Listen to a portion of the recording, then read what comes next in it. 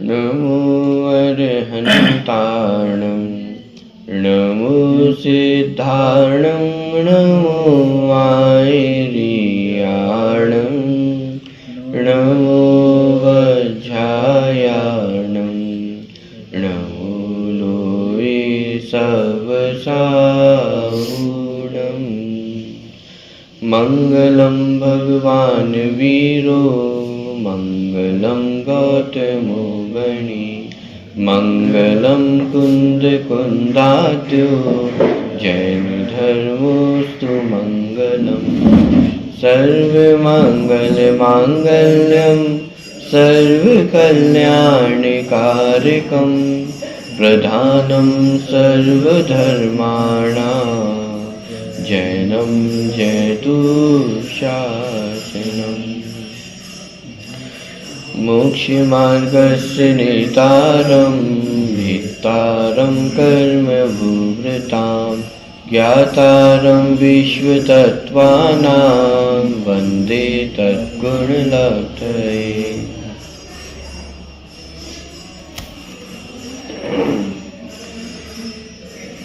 तत्वार्थ सूत्र ग्रंथ के 9वें, 10वें, 11वें और 12वें नंबर के सूत्र की चर्चा अपनी चल रही है।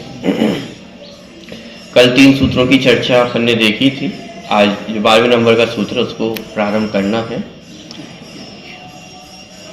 सूत्रों का एक बार पाठ करते हैं, फिर अपन विषय की ओर आगे बढ़ेंगे।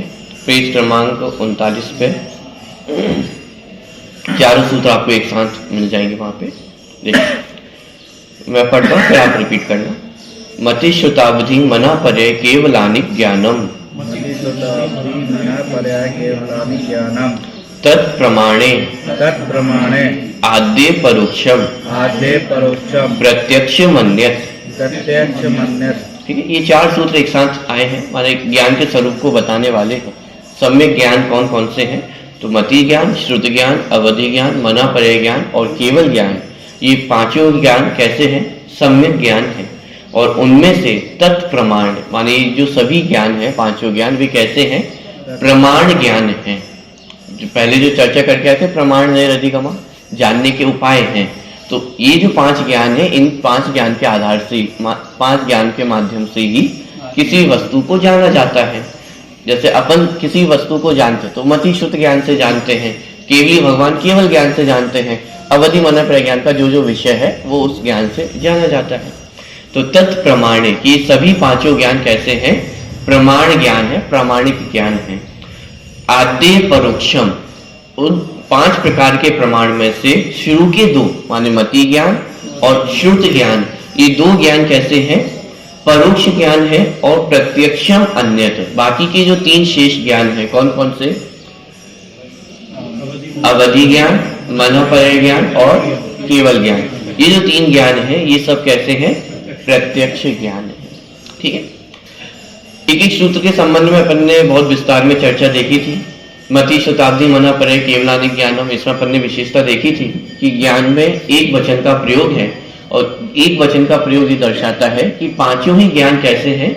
सम्यक ज्ञान रूप है, माने सम्यक पने की अपेक्षा उनमें कोई भी भेद नहीं है, इसलिए यहाँ पे एक वचन का प्रयोग किया था। उसके आगे अपन ने सूत्र पढ़ा था तत्प्रमाणे। तत्प्रमाणे में तत् शब्द जो अन्य चीजें हैं उनका निषेध करने के लिए, माने जो अन्य दर्शन है वहां सन्निकर्ष को भी प्रमाण ज्ञान माना गया है, इंद्रिय ज्ञान को भी प्रमाण ज्ञान कहा गया है, और भी अलग अलग जगह पर अलग अलग चीजों को प्रमाण ज्ञान कहा गया है। उन सबका निषेध करने के लिए लिखा तत्व, माने इससे सन्निकर्ष का भी निषेध हो जाता है, इंद्रिय ज्ञान का भी निषेध इसके माध्यम से हो जाता है। और प्रमाणे, प्रमाणे ये द्विवचन है। द्विवचन क्यों प्रयोग किया है?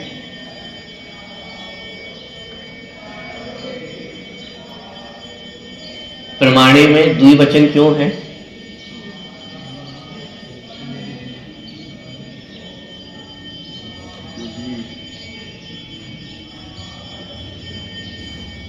प्रमाण ऊपर लिखा है, कितने भेद हैं उसके?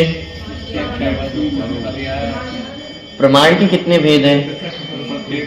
प्रत्यक्ष और परोक्ष, 2 भेद हैं, इसलिए द्विवचन का प्रयोग किया है। ये बताने के लिए कि वह प्रमाण 2 रूप होता है, प्रत्यक्ष और परोक्ष, ये बताने के लिए यहाँ पे द्विवचन का प्रयोग किया। तत्प्रमाणे, प्रमाणे ये द्विवचन है और द्विवचन का प्रयोग किया क्योंकि ये सिंपल बताने के लिए ये दो प्रकार का होता है, प्रत्यक्ष और परोक्ष। तो तत्प्रमाणे ये सूत्र हुआ। इस सूत्र के माध्यम से जो जो प्रमाण नहीं है उसका निषेध भी हो गया है। जैसे सन्निकर्ष है कि वह प्रमाण ज्ञान नहीं है। सन्निकर्ष माने क्या?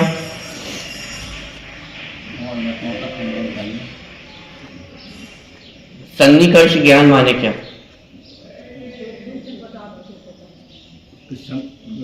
सूक्ष्म पदार्थों को जानना, पकड़ना, नहीं पकड़ना।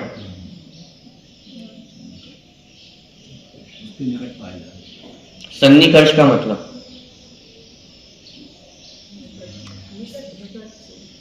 निकटता होना। किसके साथ निकटता होना? जानने वाला और वस्तु। सन्निकर्ष का अर्थ है कि कोई भी वस्तु है तो उसको छूकर ही जाना जा सकता है। उसके माने जो वस्तु है वो ज्ञान से टकराए, माने इंद्रियों से टकराए, तभी उसका ज्ञान हो सकता है। इसे कहा जाता है सन्निकर्ष। तो अपन ने कल बहुत सारे उदाहरण देखे थे। स्पर्श का ज्ञान करना हो तो छूकर पता चलता है। तो नैयायिकों को ये कहना है कि बिना छुए इस पदार्थ का ज्ञान नहीं हो सकता है। रसगुल्ले का स्वाद कैसा होता है?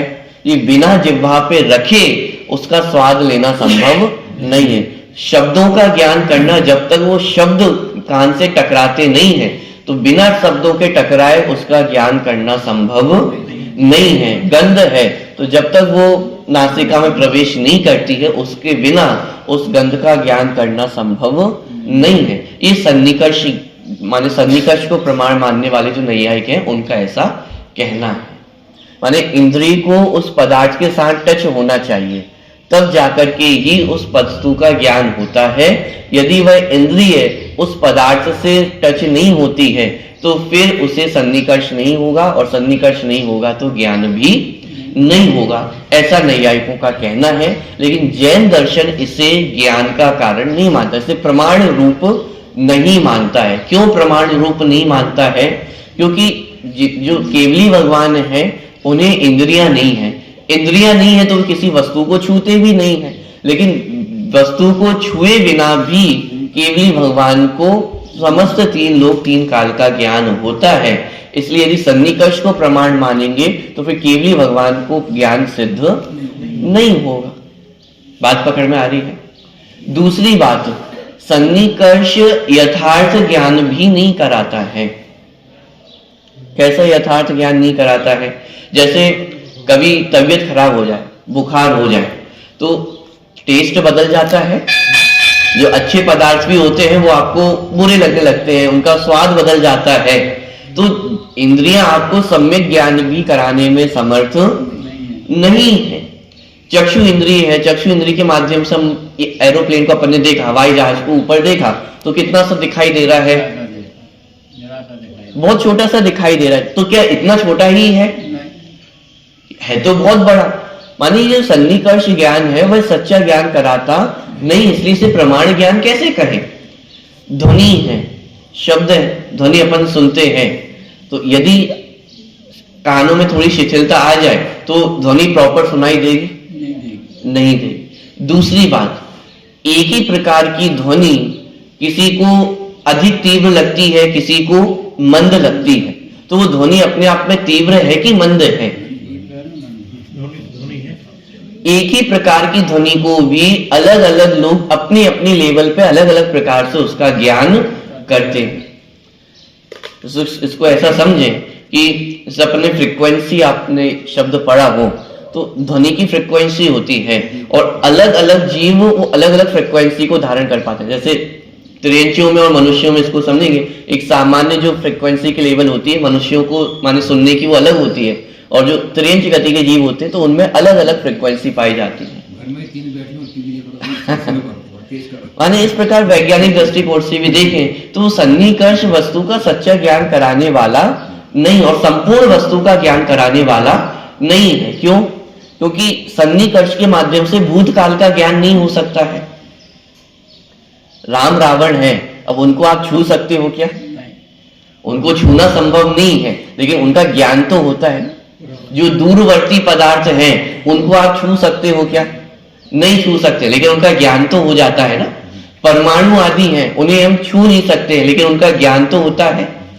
तो ऐसे कितने ही पदार्थ हैं जिनका सन्निकर्ष के माध्यम से ज्ञान नहीं होता है, और सन्निकर्ष से ज्ञान होता भी है तो जरूरी नहीं कि वह प्रामाणिक हो, उसमें भ्रम भी उत्पन्न होता है।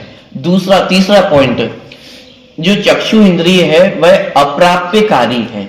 ये न्याय का एक विशेष अपन टर्म कहते हैं, अप्राप्यकारी। अप्राप्यकारी माने क्या? सन्निकर्ष प्राप्यकारी होता है। जैसे स्पर्शन इंद्रिय से अपन ने छुआ, तो इस अर्थ का स्पर्शन इंद्रिय को प्राप्ति हुई, इसे कहा जाता है प्राप्यकारीपना होना। रसगुल्ले को मुंह में रखा तो जिह्वा को रसगुल्ले का प्राप्ति हुई, तो इसे कहा जाता है प्राप्यकारीपना। चक्षु इंद्रिय कैसी है? अप्राप्यकारी है। क्यों? अग्नि को देखा, तो अग्नि को देखने पर अग्नि का प्रवेश चक्षु इंद्रिय में हो जाता है क्या? रसगुल्ले को अपन ने मुंह में रखा तो जिह्वा इंद्रिय को, रसना इंद्रिय को वो रसगुल्ले का प्राप्ति हो गई, लेकिन क्या चक्षु इंद्रिय को ऐसे प्राप्ति होती है? चक्षु इंद्रिय को ऐसी प्राप्ति नहीं होगी। जिस भी वस्तु को देखता है, लेकिन वो जो वस्तु को देखा है उस वस्तु की प्राप्ति चक्षु इंद्रिय को हो जाती हो, ऐसा नहीं। इसलिए कहा चक्षु इंद्रिय कैसी है? अप्राप्यकारी है। और क्योंकि चक्षु इंद्रिय अप्राप्यकारी है तो उसमें सन्निकर्ष नहीं बनता है, तो इसलिए चक्षु इंद्रिय से जो कुछ भी हमने जाना है उसको वह प्रमाण नहीं बनता है। तो ये सारी चर्चाएं सन्निकर्ष के संबंध में ली और उसका निषेध किया कि भाई जो सन्निकर्ष है वो प्रमाणिक नहीं है। दूसरा इंद्रिय ज्ञान, कि इंद्रिय ज्ञान भी प्रमाण ज्ञान नहीं है। तो यहाँ पे लिखा तत्व प्रमाणे, मति ज्ञान, श्रुत ज्ञान, अवधि ज्ञान, मनापर ज्ञान और केवल ज्ञान, ये 5 ज्ञान ही प्रमाण ज्ञान है। इनके अलावा और कोई भी ज्ञान प्रमाण ज्ञान नहीं है। ठीक है, आगे चले। तीसरे नंबर का सूत्र आया था आद्य परोक्षम। शुरू के जो 2 ज्ञान है, मति ज्ञान और श्रुत ज्ञान, वो 2 कैसे हैं? परोक्ष ज्ञान है। और परोक्ष ज्ञान का अर्थ क्या है? Very good. जो इनडायरेक्ट ज्ञान होता है उसे परोक्ष ज्ञान कहते हैं, और प्रत्यक्ष ज्ञान किसे कहते हैं? जो डायरेक्ट आत्मा से हो उसे प्रत्यक्ष ज्ञान कहते हैं। तो परोक्ष ज्ञान माने जो इनडायरेक्ट ज्ञान है, माने आत्मा डायरेक्ट वस्तु को जानने में अभी समर्थ नहीं है तो वो सहायता लेती है। तो किसकी सहायता लेती है? कि इंद्रिय और मन की सहायता से जो जाना जाता है उसे परोक्ष ज्ञान कहते हैं। इसके अंतर्गत बाही में जो प्रकाश आदि के हैं उनको भी उपचार से ग्रहण कर लिया जाता है, क्योंकि जैसे वर्तमान में अपन शैक्षणिक दशा में हैं तो बिना प्रकाश के वस्तु को जानना भी संभव नहीं हो पाता है। हालांकि ये भी उपचार का उपचार ही है, और जिनवाणी में उसका निषेध भी किया कि वास्तव में प्रकाश आदि जानने में सहायक नहीं है, माने परोक्ष ज्ञान के अंतर्गत भी वे जानने में सहायक नहीं है, तो उनका निषेध भी किया और बहुत उपचार से उसे सहायक भी कहा गया। माने दोनों अपेक्षाओं को भी समझना। जैसे सांव्यवहारिक प्रत्यक्ष जैसे है तो परोक्ष ज्ञान, उसे भी लेकिन प्रत्यक्ष कहा जाता है काम चलाने के लिए, ऐसे ही जो लौकिक प्रकाश आदि है, ध्वनि आदि है, इनके आधार से ज्ञान होता है, इसे भी उपचार से ज्ञान का साधन कहा जाता है, लेकिन वास्तव में वे भी ज्ञान के साधन नहीं है। ठीक है, तो परोक्ष ज्ञान में इंद्रियों और मन की सहायता से जब आत्मा जानता है किसी वस्तु को, उसे परोक्ष ज्ञान कहते हैं, क्योंकि डायरेक्ट ज्ञान नहीं है, इनडायरेक्ट ज्ञान है। ठीक है, तो इसमें 2 भेद लिए, मति ज्ञान और श्रुत ज्ञान।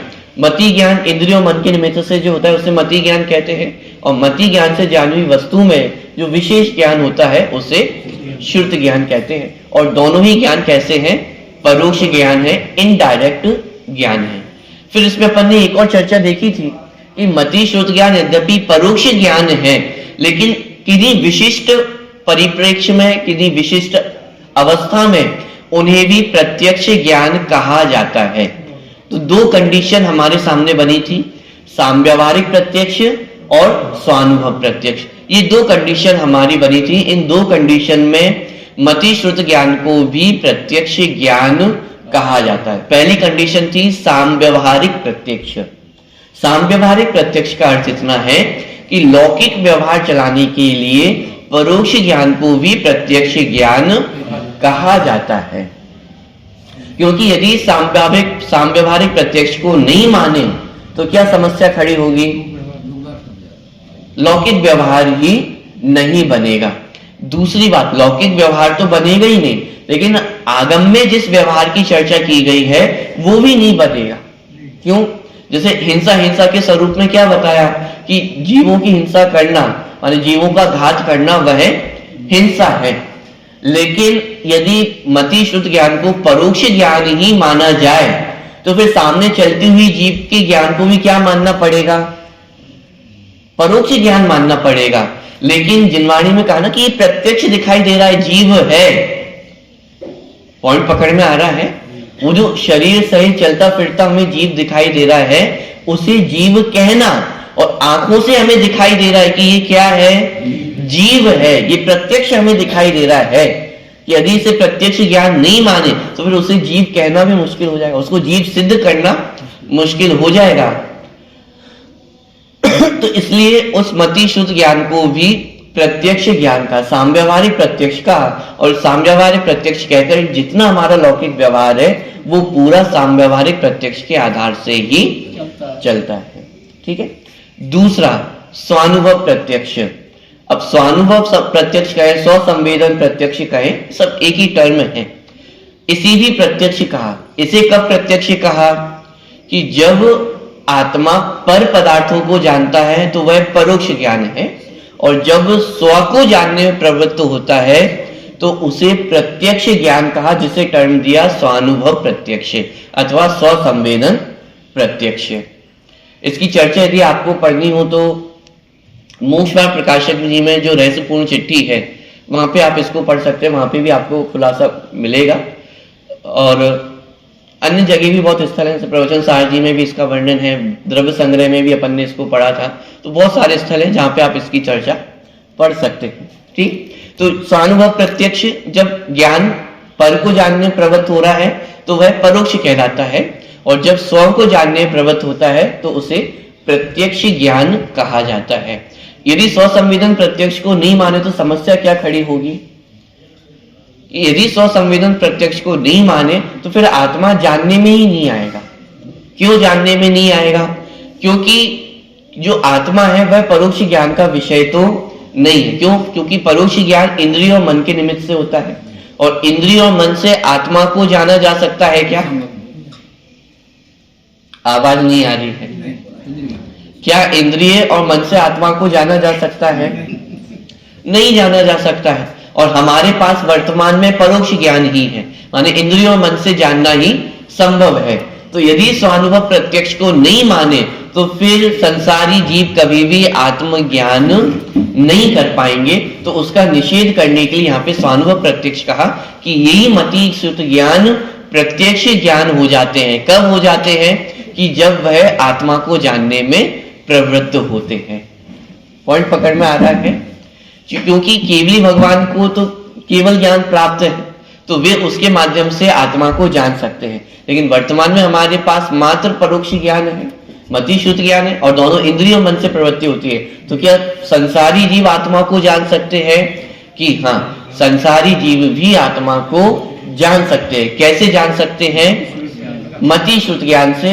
यही मति श्रुत ज्ञान जब पर पदार्थ को जानता है तो परोक्ष ज्ञान कहलाता है, और जब यही मति श्रुत ज्ञान आत्मा को जानता है तो वही प्रत्यक्ष कहलाता है, जिसे नाम दिया स्वानुभव प्रत्यक्ष। पॉइंट पकड़ में आ रहा है? हाँ, माने इस स्वानुभव प्रत्यक्ष के आधार से ही स्व को जाना जाता है। ठीक है। जैसे द्रव्य संग्रह ग्रंथ में भी जब अपन विषय पढ़ते हैं, जब आत्मा की चर्चा आती तो वहां एक शब्द आपने बार बार देखा होगा कि आत्मा स्वरूप में स्थिर होने पर जो नित्यानंद उत्पन्न होता है या सदानंद उत्पन्न होता है, उस सदानंद की अनुभूति, ये शब्द हमने बार बार द्रव्य संग्रह ग्रंथ में पढ़े हैं। वो सदानंद की जो अनुभूति होती है, जो सुख की अनुभूति होती है, बस वही स्वानुभव प्रत्यक्ष है। पॉइंट पकड़ में आ रहा है? उसे ही स्वानुभव प्रत्यक्ष कहा गया है। ठीक। इसमें थोड़ा सा और इतना विशेष जानना, जैसे जो सुख की, आत्म सुख की जो अनुभूति हो रही है वो स्वानुभव प्रत्यक्ष कहा जा रहा है, माने वह स्वसंवेदन का विषय है। ऐसे ही जितना दुख की प्राप्ति होती है, जो हमें दुख की अनुभूति हो रही है, वह भी कैसा है, वो भी स्वसंवेदन ही है। क्यों? क्योंकि जितना सुख दुख उत्पन्न हो रहा है वह सब आत्मा की पर्याय है ना, पुद्गल द्रव्य की पर्याय तो नहीं। जैसे सुख वह आत्मा की पर्याय है, तो दुख भी क्या है, आत्मा की ही पर्याय है, तो वह भी स्वसंवेदन का ही विषय है, माने स्वानुभव में ही वह जानने में आता है। हाँ, लेकिन अब ये स्वानुभव टर्म इतना माने एक अर्थ में रूढ़ हो गया है कि आत्मज्ञान को ही स्वानुभव कहा जाता है, इसलिए स्वानुभव सुनते ही हमें सुख की याद आती है कि स्वानुभव माने वो सुख की अनुभूति होना। लेकिन थोड़ा सा यदि अपन बुद्धि को विस्तृत करें तो जो दुख का वेदन है वह भी स्वानुभव ही है। स्वानुभव माने अब वहां नहीं पहुंचना कि शुद्धात्मा का अनुवेदन हो रहा है, उतने लेवल का वो शुद्धात्मा का अनुवेदन वो नहीं है, लेकिन जो अनुभूति, जो अपने दुख की अनुभूति हो रही है वह भी स्वानुभव ही है, माने स्वयं जानने में आता है, वह किसी पर के द्वारा जानने में नहीं आता है। माने कोई दूसरा आपको नहीं बताता है कि भाई आपको इतना दुख है, जो दुख आपको अनुभव हो रहा है उसको आप ही जानते हो, कोई और उसको जानने में समर्थ नहीं है। तो जो दुख का वेदन है वह भी स्वानुभव ही है, उसे भी स्वानुभव प्रत्यक्ष ही कहा जाएगा। पॉइंट पकड़ में आ रहा है? चलिए एक थोड़ा सा पॉइंट और अपन इसमें आगे बढ़ते हैं। एक तो अपन ने स्वानुभव प्रत्यक्ष की बात की कि संसार दशा में भी जो आत्मा है वह प्रत्यक्ष ज्ञान का विषय बनता है। अब थोड़ा सा मैं पॉइंट बदल रहा हूं, 12वें गुण स्थान तक भी आत्मा परोक्ष ज्ञान का ही विषय है। थोड़ा सा भी पॉइंट बदल रहा हूं मैं। अभी अपन ने ये देखा था माने 4थे गुण स्थान में भी यदि होगा तो उसे भी स्वानुभव प्रत्यक्ष होता है, 5वें गुण स्थान में, 7वें 8वें गुण स्थान में वह सब स्वानुभव प्रत्यक्ष कहलाता है। ठीक है, जो भी आत्मा का ज्ञान हो रहा है वह सब स्वानुभव प्रत्यक्ष के अंतर्गत जाता है। अब थोड़ा सा पॉइंट बदला जा रहा है, 12वें गुण स्थान तक भी जो आत्मा है वह परोक्ष ज्ञान का विषय होता है। बारीकी से इस बात को समझना, जो मति श्रुत ज्ञान है उसे स्वानुभव प्रत्यक्ष कहा जा रहा है, लेकिन केवल ज्ञान की अपेक्षा देखें तो वह मति श्रुत ज्ञान परोक्ष ज्ञान ही है।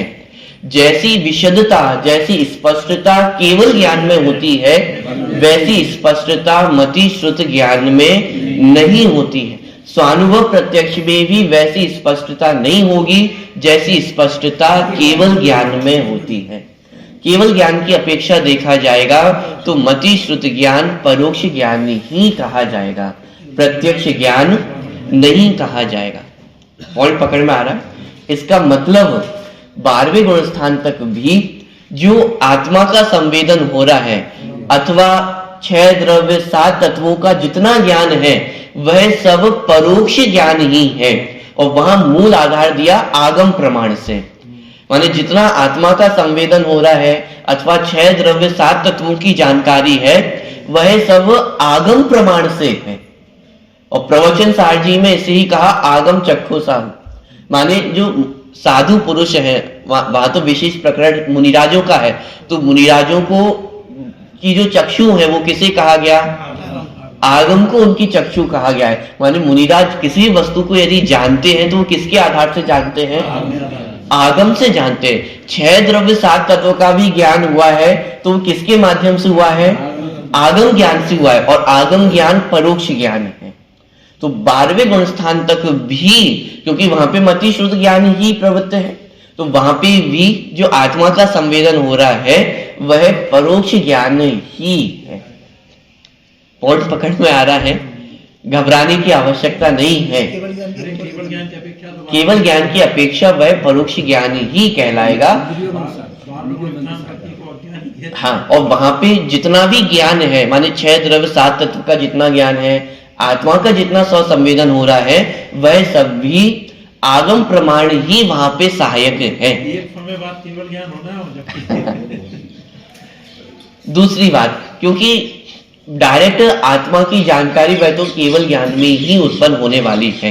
माने जितनी विशुद्धता केवल ज्ञान में होती है उतनी विशुद्धता मति श्रुत ज्ञान में नहीं होती है। मति श्रुत ज्ञान से जो आत्मा जाना जाता है वो किस प्रकार से जाना जाता है?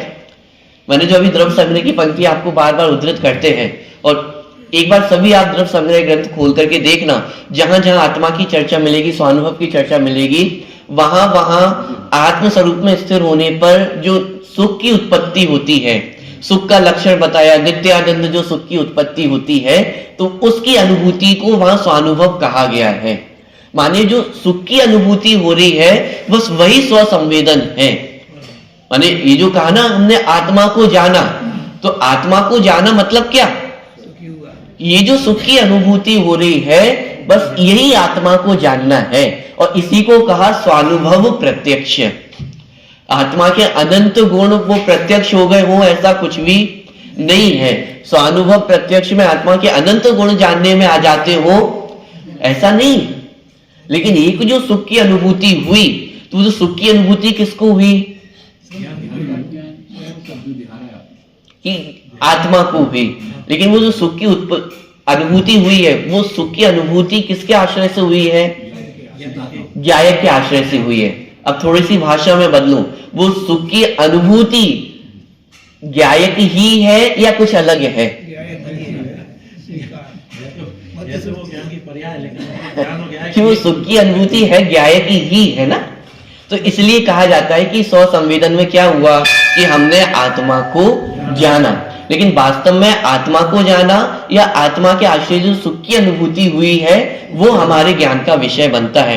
और चूंकि सुख की अनुभूति वो हमारे ज्ञान का विषय बनता है, तो इसलिए कहा कि आत्मा हमारे स्वानुभव प्रत्यक्ष का विषय है।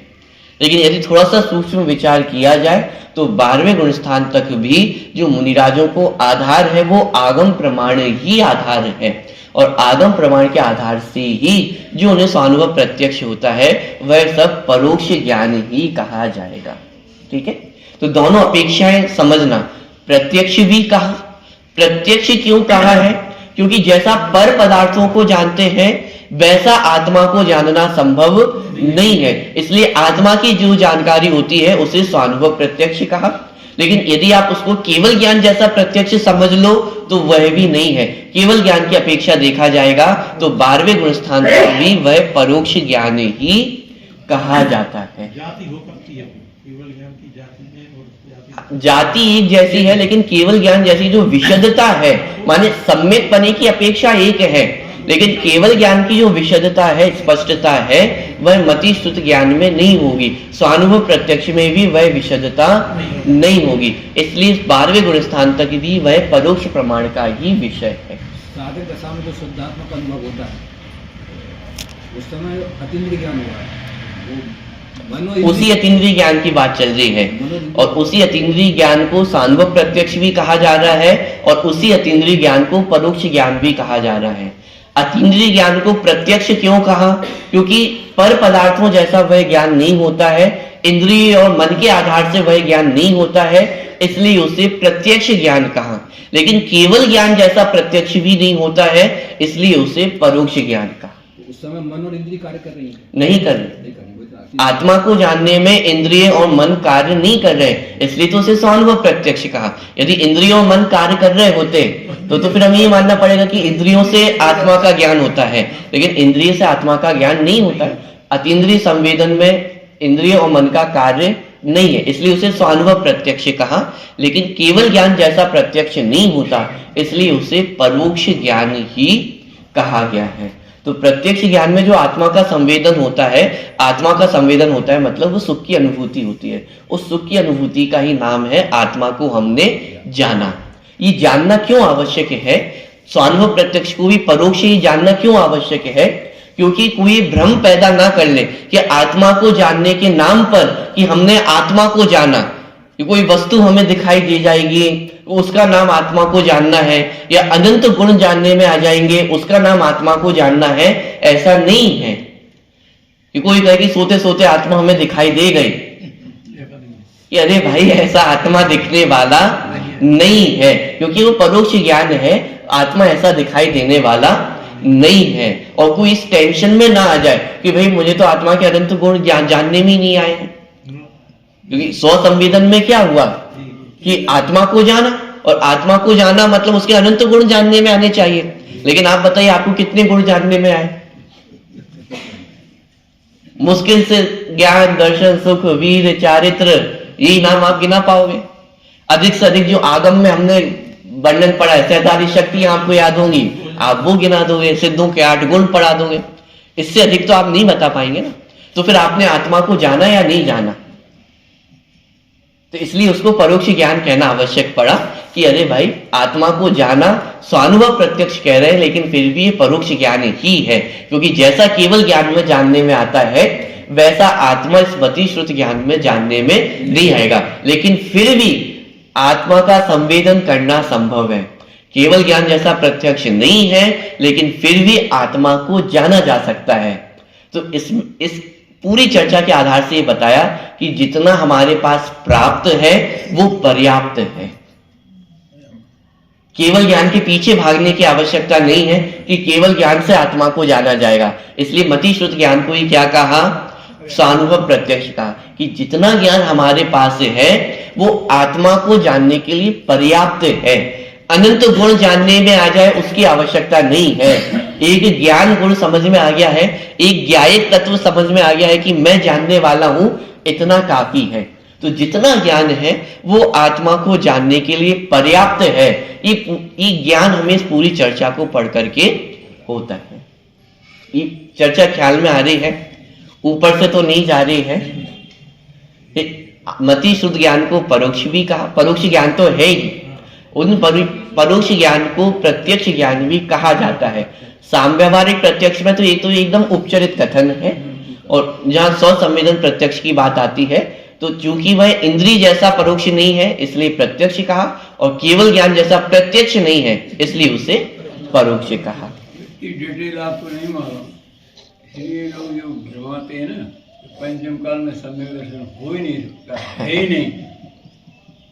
भाई ने कहा कि जो ये कह रहे हैं तो पंचम काल में सम्यक दर्शन नहीं होता, उनको तो है भी नहीं और होगा भी नहीं, क्योंकि प्रसार भी नहीं करेंगे।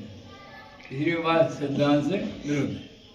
अरे ये जब ये पूरी चर्चा अपन पढ़ते तो हमें ये ख्याल में आता है कि आत्मा को जानना संभव है, और जितना ज्ञान है उससे ही आत्मा को जाना जा सकता है। अवधि ज्ञान की भी आवश्यकता नहीं है, मनापरय ज्ञान की आवश्यकता नहीं है, और केवल ज्ञान तो भी है ही नहीं। अरे इन ज्ञानों की आवश्यकता नहीं है। जो ज्ञान वर्तमान में है इससे ही आत्मा जानने में आता है, जिसे स्वानुभव प्रत्यक्ष कहा। लेकिन केवल ज्ञान जैसा प्रत्यक्ष नहीं है, इसलिए 12वें गुण स्थान तक भी जो मुनिराज हैं उनको परोक्ष प्रमाण का विषय ही कहा गया है। यानी जो उनको आत्मा जानने में आता है वो भी परोक्ष प्रमाण का ही विषय कहा गया है, और वहां पे मुख्य आधार आगम प्रमाण को लिया गया है। ठीक है, चलिए चर्चा को थोड़ा सा आगे बढ़ाते हैं। ये पूरी चर्चा परोक्ष ज्ञान की चर्चा हुई है। परोक्ष ज्ञान माने इनडायरेक्ट ज्ञान। अब 12वें नंबर के सूत्र पे आते हैं, प्रत्यक्ष मन्यत। अब ये सूत्र क्या कह रहा है? बाकी के जो 3 ज्ञान शेष हैं वो कैसे हैं? प्रत्यक्ष हैं। तो अवधि ज्ञान, मनःपर्य ज्ञान और केवल ज्ञान, तो ये जो 3 ज्ञान है वे डायरेक्ट आत्मा से होते हैं, तो इन्हें कहा जाता है प्रत्यक्ष ज्ञान। माने अवधि ज्ञान, मनःपर्य ज्ञान और केवल ज्ञान में इंद्रिय और मन की आवश्यकता नहीं होती है। माने बिना इंद्रिय और मन की सहायता के अवधि, मनःपर्य ज्ञान और केवल ज्ञान की प्रवृत्ति होती है, इसलिए इन्हें कहा गया प्रत्यक्ष ज्ञान। ठीक है, प्रत्यक्ष शब्द का यदि शाब्दिक अर्थ देखें तो 2 शब्द से बना है, प्रति प्लस अक्ष। प्रति प्लस अक्ष। अक्ष का अर्थ होता है आत्मा। अक्ष का क्या अर्थ होता है? आत्मा। तो जो ज्ञान आत्मा के प्रति निश्चित है, नियत है, उसे प्रत्यक्ष कहते हैं। माने क्या? जो ज्ञान आत्मा के प्रति निश्चित है, नियत है, उसे प्रत्यक्ष ज्ञान कहते हैं।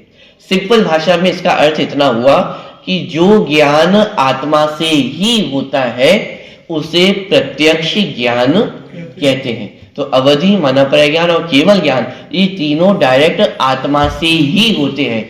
इसमें इंद्रिय और मन की आवश्यकता नहीं होती है, इसीलिए ये तीन ज्ञान प्रत्यक्ष ज्ञान कहलाते हैं। ठीक है, अब इसमें से अवधि और मनःपरक ज्ञान वो छायोक्षमिक रूप है और केवल ज्ञान छायिक रूप है। इतना समझे कि अवधि मनःपरक ज्ञान में अभी पूर्ण ज्ञान प्रकट नहीं होता है, लेकिन जितना भी ज्ञान होता है, जो कुछ भी जानने में आता है, वो डायरेक्ट आत्मा से जानने में आता है, और केवल ज्ञान में संपूर्ण वस्तु जानने में आती है, वो डायरेक्ट आत्मा से जानने में आती है। तो पर पदार्थ है, हाँ, मनःपरक ज्ञान का विषय पर पदार्थ। कल अपन ने इसको समझा ही था, अवधि ज्ञान और मनःपरक ज्ञान दोनों का विषय ही पर पदार्थ है, आत्मा उनका विषय नहीं। ध्यान देना, प्रत्यक्ष का अर्थ है आत्मा से जानना, आत्मा को जानना, ये प्रत्यक्ष का अर्थ नहीं है। क्या? अवधि ज्ञान, मनःपरक ज्ञान डायरेक्ट आत्मा से उन ज्ञान की प्रवृत्ति होती है, माने डायरेक्ट वो आत्मा से जाने जाते हैं, लेकिन अवधि ज्ञान, मनःपरक ज्ञान आत्मा को नहीं जानते हैं। कुअवधि ज्ञान तो कहते हैं कि कुअवधि ज्ञान जो होता है ना, कुअवधि ज्ञान भी बिना इंद्रियों मन की सहायता के हो रहा है, नहीं तो वो भी आत्मा के उसकी होता है, वो भी प्रत्यक्ष ज्ञान है आत्मा के माध्यम से। भाई, चाहे वो कुअवधि हो चाहे सुअवधि हो, ये तो सिर्फ ज्ञान के कार्य करने की प्रणाली है। माने वो ज्ञान कैसे हो रहा है, इंद्रियों मन की सहायता लेकर हो रहा है या इंद्रियों मन की बिना सहायता के हो रहा है, ये इस बात को दर्शा रहा है। प्रत्यक्ष परोक्ष में सम्यक मिथ्या का कोई भेद नहीं किया जा रहा है। यद्यपि यहाँ पे प्रकरण सम्यक ज्ञान का चल रहा है, इसलिए कुअवधि और कुमति श्रुत ज्ञान को यहाँ पे नहीं लिया गया है, उनकी चर्चा यहाँ पे नहीं की जा रही है। लेकिन यदि चर्चा करें तो मति श्रुत ज्ञान वो परोक्ष ज्ञान में जाएंगे और कुअवधि ज्ञान वह प्रत्यक्ष ज्ञान में जाएगा। और प्रत्यक्ष ज्ञान में डालकर घबराने की आवश्यकता नहीं है कि कुअवधि ज्ञान को प्रत्यक्ष ज्ञान में कैसे डाल दे। कि भाई यहाँ पे मिथ्या सम्यक पने की बात नहीं है, या तो उस ज्ञान कार्य कैसे करता है, ज्ञान कैसे होता है, इस बात इसकी चर्चा चल रही है। तो मति श्रुत ज्ञान चाहे सम्यक हो जाए, चाहे मिथ्या हो चाहे सम्यक हो, वो इंद्रियों मन के निमित्त से ही होते हैं। और अवधि ज्ञान चाहे सम्यक हो चाहे मिथ्या हो, वो डायरेक्ट आत्मा से ही होता है। कुअवधि ज्ञान में आत्मा को नहीं जाना जा रहा है। दिक्कत तो तब खड़ी होती कि प्रत्यक्ष का अर्थ होता कि आत्मा को जानना, प्रत्यक्ष का अर्थ आत्मा को जानना नहीं है, प्रत्यक्ष का अर्थ है आत्मा से जानना। पॉइंट पकड़ में आ रहा है? अरे आत्मा से जानना तो वो तो मिथ्या दृष्टि भी जानता तो आत्मा से ही है ना। घोर मिथ्या दृष्टि जीव, अरे निगोदिया जीव भी हो, उसको भी जितना ज्ञान हो रहा है वो भी आत्मा से ही होता है, लेकिन उसमें इंद्रिय और मन सहायक होते हैं। तो जब निगोदिया जीव के संदर्भ में मात्र स्पर्शन इंद्रिय है, तो स्पर्शन इंद्रिय वहां सहायक है, लेकिन उस समय भी निगोदिया जीव का जो ज्ञान है वो तो आत्मा के माध्यम से ही हो रहा है ना। अब प्रत्यक्ष ज्ञान में इतना बदल गया है कि जो अवधि ज्ञान है उसमें इंद्रियों मन की आवश्यकता नहीं होती है। पॉइंट पकड़ में आ रहा है? मतलब इतना अंतर है। जैसे इसको सिर्फ एग्जाम्पल से अपन समझे, एक व्यक्ति है वो घर में खड़ा हुआ है और वह बाहर की दृश्य को देख रहा है, बाहर पेड़ को देख रहा है, लेकिन बीच में एक खिड़की है, विंडो है, उस विंडो के थ्रू वह बाहर पेड़ को देख रहा है, तो ये हुआ परोक्ष ज्ञान। और दूसरा व्यक्ति है वो डायरेक्ट घर के बाहर है और डायरेक्ट उस पेड़ को देख रहा है, तो ये हुआ प्रत्यक्ष ज्ञान। तो ऐसे ही आत्मा, बाहर के पदार्थ और बीच में क्या है, इंद्रिया। तो इंद्रियों के माध्यम से बाहर की वस्तुओं को देखा जा रहा है, तो इसे कहा परोक्ष ज्ञान। और प्रत्यक्ष ज्ञान क्या है कि बीच की खिड़की को अपन हटा दें, खिड़की की आवश्यकता नहीं है, डायरेक्ट जो ज्ञान हो रहा है उसे कहा जाता है प्रत्यक्ष ज्ञान। अब चाहे सम्यक दृष्टि खड़ा होकर के देखें या मिथ्या दृष्टि खड़ा होकर के देखें, बीच में यदि खिड़की होगी तो परोक्ष ज्ञान कहलाएगा, और खिड़की को हटा दिया जाएगा तो वह प्रत्यक्ष ज्ञान कहा जाएगा। हाँ, इतना जरूर है कि अवधि ज्ञान तो मिथ्या दृष्टि को हो जाता है, लेकिन मनःपरक ज्ञान और केवल ज्ञान, ये दो ज्ञान सम्यक दृष्टि को ही होते हैं। सम्यक दृष्टि में भी मनःपरक ज्ञान संयमधारी जो मुनिराज हैं उनको ही होता है, और केवल ज्ञान तो केवल भगवंतों को ही होगा। तो इतना अंतर जरूर है, लेकिन घबराने की आवश्यकता नहीं है कि अवधि ज्ञान कैसा भी हो वह प्रत्यक्ष ज्ञान ही कहा जाएगा। ठीक है, तो प्रत्यक्ष माने जो डायरेक्ट आत्मा से ज्ञान होता है उसे प्रत्यक्ष ज्ञान कहते हैं। ठीक है। यहां पे एक प्रश्न खड़ा किया गया कि आप जो बिना इंद्रियों के होता है उसे प्रत्यक्ष ज्ञान कह रहे हो, लेकिन आपका ये कहना सही प्रतीत नहीं होता है। क्यों? कि भाई प्रत्यक्ष ज्ञान तो उसे कहो जो आंखों देखा हो। माने समझना, प्रत्यक्ष ज्ञान किसे कहा जा रहा है? जो बिना इंद्रियों के हो जाए उसे प्रत्यक्ष ज्ञान कह रहा है कि कहा जा रहा है। जैसे सुमेरु पर्वत का ज्ञान हो गया, माने मान लीजिए कोई अवधि ज्ञानी सुमेरु पर्वत का ज्ञान हो जाए, केवली भगवान को तो हो ही रहा है सारा ज्ञान। तो ऐसा ज्ञान माने जो सामने नहीं है उसे तो आप प्रत्यक्ष कह रहे हो, और जो सामने ज्ञान हो रहा है जो आंखों देखा है उसे आप परोक्ष ज्ञान कह रहे हो। कि ये बात आपकी समझ में नहीं आती है कि भाई जो सामने ज्ञान हो रहा है उसे तो आप परोक्ष की श्रेणी में डाल रहे हो, और जो सामने ज्ञान हमें दिखाई नहीं दे रहा है उसे आप क्या कह रहे हो कि वह प्रत्यक्ष ज्ञान है। ये तो बिल्कुल प्रत्यक्ष प्रमाण से ही बाधित होता हुआ दिखाई दे रहा है इंद्रिय के माध्यम से देख रहे हैं मन के माध्यम से वो आत्मा। कि ये शंका वहां पे खड़ी की गई, तो उसका समाधान यही किया कि भाई जो ज्ञान हमें होता हुआ दिखाई दे रहा है इंद्रियों के माध्यम से, चूंकि इसमें इंद्रियां निमित्त बन रही है इसलिए इसे प्रत्यक्ष ज्ञान नहीं कहा जाएगा, ये परोक्ष ज्ञान ही है। और सुमेरु पर्वत आदि भले ही आंखों के सामने नहीं है, लेकिन फिर भी जो अवधि ज्ञानी है अथवा जो केवल ज्ञानी है उन्हें प्रत्यक्ष उसका ज्ञान होता है, तो वह प्रत्यक्ष ज्ञान ही कहा जाएगा। मतलब इस प्रकार की शंका शिष्य ने खड़ी की गई और उसका समाधान यही दिया गया कि इंद्रिय और मन के निमित्त से होने के कारण ये परोक्ष ज्ञान ही है, डायरेक्ट आत्मा से नहीं होता है। और जो केवल ज्ञानी भगवंतों को जो ज्ञान प्रत्यक्ष होता है, क्योंकि वहां पे इंद्रिय और मन की सहायता नहीं होती है इसलिए वह प्रत्यक्ष ज्ञान है।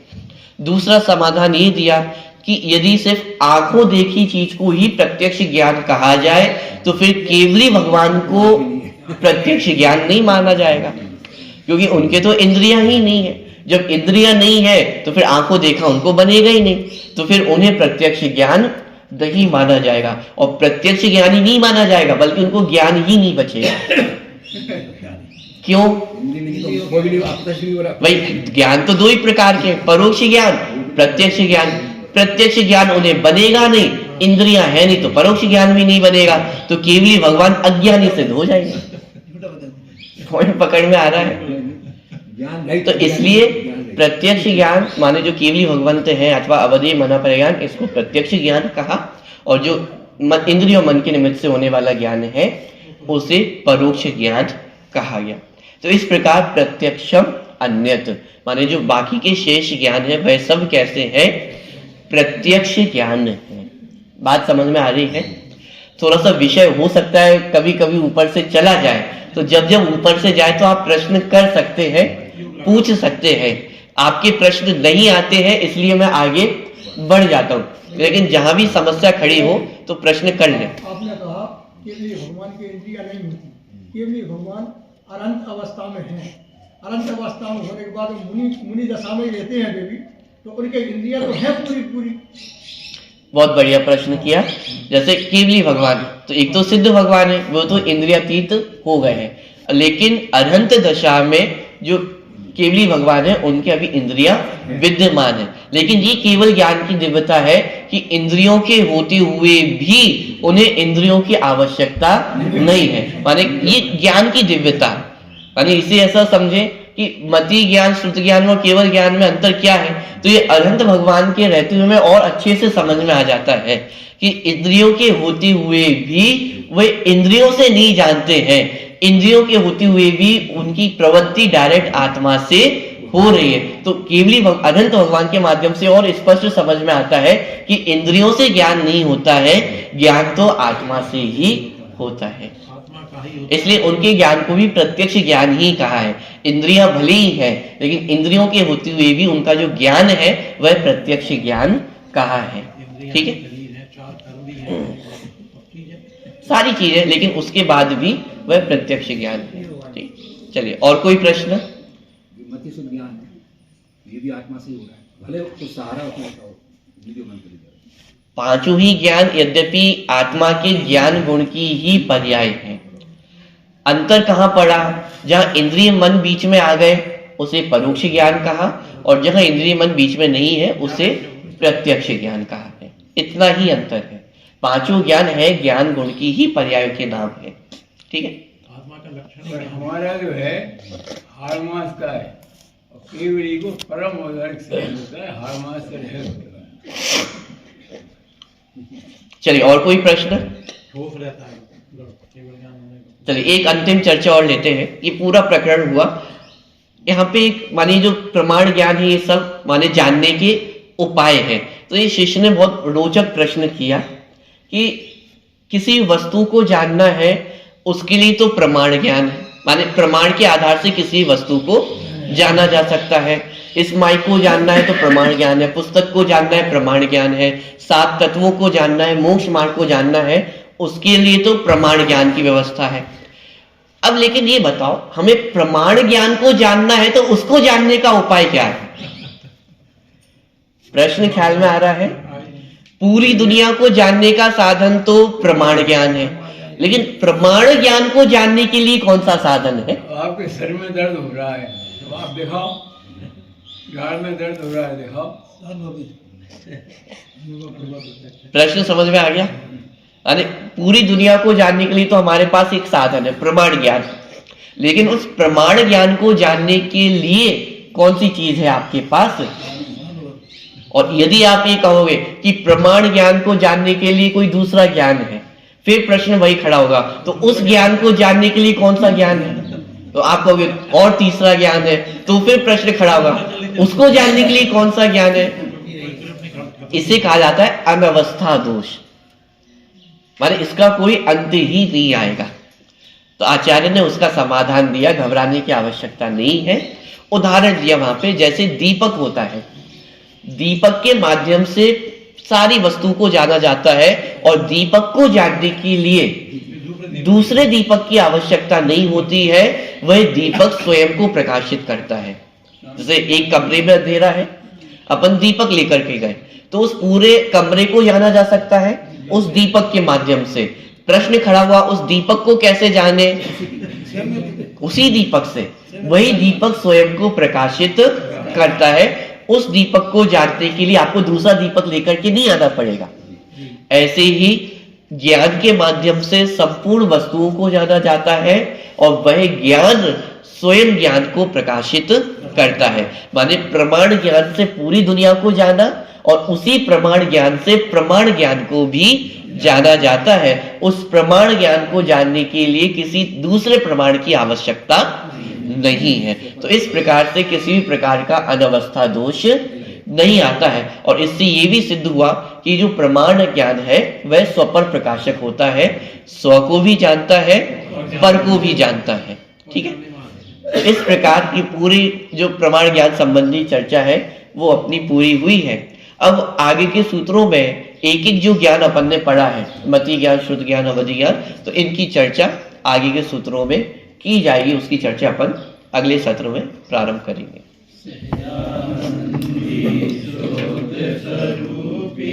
अविनाशी